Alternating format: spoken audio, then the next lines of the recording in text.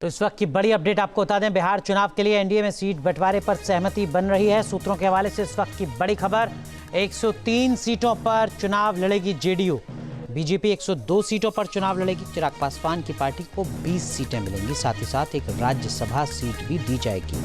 हम और आरएलएसपी को 9-9 सीटें मिलेंगी। सूत्रों के हवाले से इस वक्त की बड़ी खबर आपको बता रहे हैं। हालांकि बिहार में कुल 243 विधानसभा सीट हैं। इस लिहाज से अगर देखें तो 205 सीटों पर चुनाव लड़ेंगे जेडीयू और बीजेपी। उसके बाद जो लगभग 35 सीटें, 30 से 35 सीटें बचती हैं, उन सीटों पर 20 सीटों पर चिराग पासवान और 9-9 सीटों पर हम और आरएलएसपी।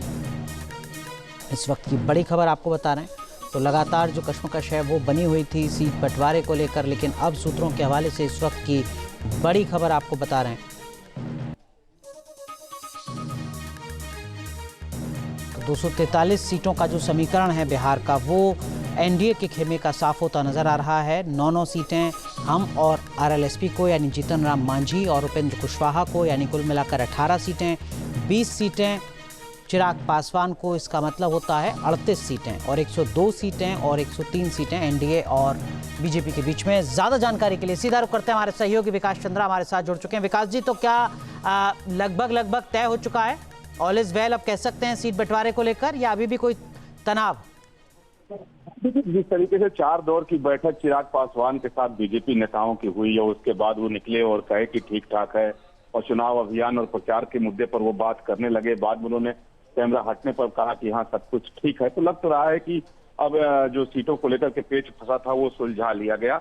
जो इस नंबर पे चिराग पासवान अड़े थे, वो लोकसभा के हिसाब से गुणा करते कि 5 है तो कम से कम 30 और बाकी 5 और पे दावेदारी की, जिसमें कुछ बीजेपी के भी सीट थे और जेडीयू के। तो बीजेपी ने साफ कर दिया कि जेडीयू की जिम्मेदारी हमारी नहीं है, मैं अपने से आपको 2 दे सकता हूं। उस पर भी डील हो गई है।